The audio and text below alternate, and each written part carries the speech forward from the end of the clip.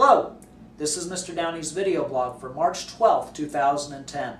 And today's topic for the video blog is going to be the assessments that your children will be taking next week here at St. Francis. Now, the first thing I want to point out about an assessment is that it's different than a test.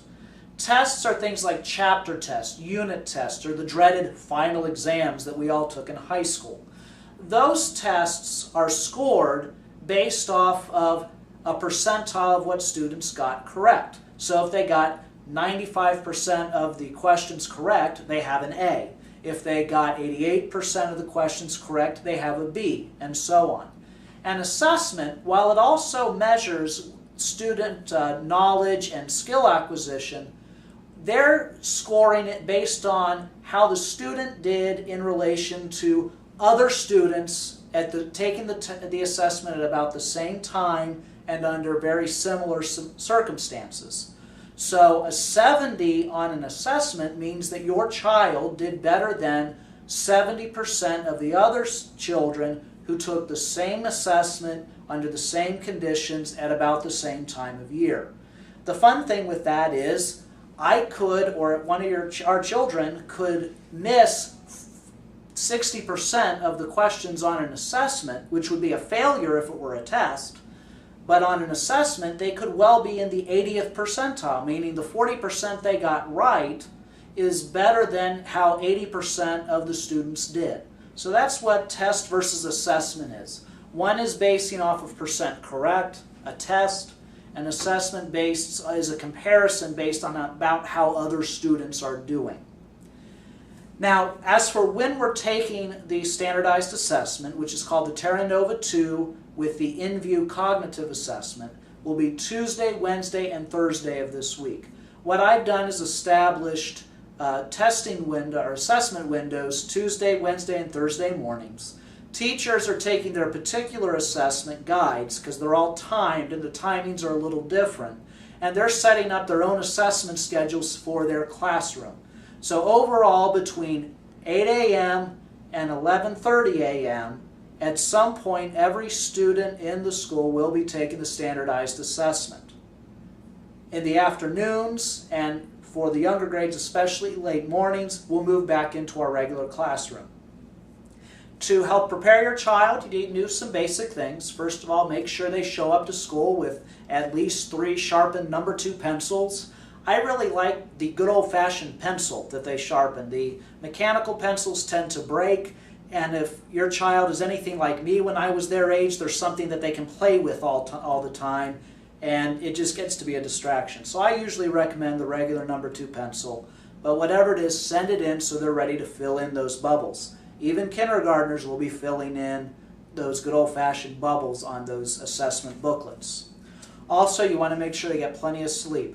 The hard thing in all of this is Sunday night we spring forward, which means all of our children lose an hour of sleep, which is why we're not starting the assessments on Monday. We're going to make sure we get everybody an extra day of sleep and adjusting to the time difference. But make sure they get to bed at a good time, and also make sure that they come to school having eaten breakfast. You want to make sure that they eat. If they're nervous, they may try not to eat, which means they're going to get a really nasty headache in the middle of the morning. We still will have food coming down, but we can't stop the assessment in the middle of it to give them food. They might need to finish the entire 25-minute assessment before they can get some food into their system. So just make sure if it's a bowl of cereal, if it's bacon and eggs, whatever you usually give them before you send them off to school in the morning, they have to eat it that morning. On the other end, don't give them a whole bunch of food that you don't usually give them, because especially if they're nervous and they have now a whole stack of pancakes in their belly, they're going to get sick during the assessment process. So just give them a good, regular breakfast that you always give them. Now, moving to the other end of the whole assessment process, when do we find out how well our children did? That'll be in May. Around the first week of May, I will receive the assessment results from the assessment company. And what I will begin to do is to do my own analysis so I can understand how the children did, and then I'll have some meetings with the teachers so we can review individual student performance and also how we did overall as a school.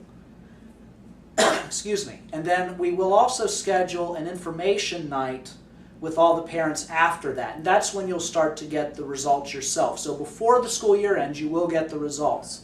I will want to have that parent info night because I want to help you all adjust to understanding this new assessment and how the scores are being presented. And also to explain how our results did. For instance, most likely the school as a whole will do a little less well this first year of the Terra Nova than we did last year and the last year of the Sat 10. That's typical. Whenever you change a standardized assessment, that first time out the students won't do as well. But then also I'm going to want to explain to you the way the scores work and how the comparisons work. So you can understand which number is compared against all students who took the assessment in the nation versus those that were in Catholic schools that took the assessment in the nation. So you can get a better feel for what we're comparing against in all of those. And also show you how you can see for your own child. You're going to be able to have some basis of comparison between the Terra Nova score and the Cognitive Inview score. The Cognitive Inview score gives us more just a natural overview of your child's understanding in that general area. And then the Terra Nova gives us an actual aptitude score. So then those two should be different.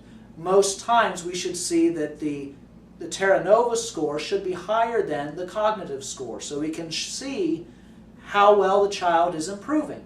And of course, if the child is not improving, if the child, let's say, the actual score is less than the cognitive score, then we're going to start trying to understand why that is. Does the child have a problem with testing? Was it a bad day? Or are there some more serious learning issues? But even with that said, from one test you can tell, or from one assessment, you can tell very little about a child. It's just a snapshot. It tells me no more than the snapshot of my daughter blowing out birthday candles at the birthday party tells me about how the birthday went. All it tells me is at that moment she was blowing out candles. What we'll do is we'll take that information with the other assessments that we do, teacher diagnostic assessments, actual tests in the classroom, Dibbles results for the younger grades. We put all of that together and we start to create a better picture about how your child is developing intellectually and academically with us at St. Francis. In a lot of ways, it's the same thing as going to a doctor's and getting a battery of tests so that you have an understanding after the physical about how well you are. If you have to do some diet and exercise, or perhaps for some of us, maybe we're a little too thin and we need to actually work on trying to do a little weight gain instead.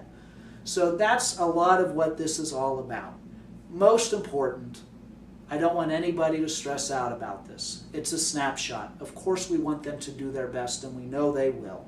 And we do take this very seriously. But no one should lose sleep. No one should have any anxiety. Nobody should be throwing up before coming to school that day. It's an assessment. It's another way for us as a community to understand how our children are progressing as they're on their own journey to become full members of our society. So that's Mr. Downey's video blog for March 12, 2010. We'll start the assessments next week and we'll video blog on a new topic after that. Hope you all have a wonderful weekend.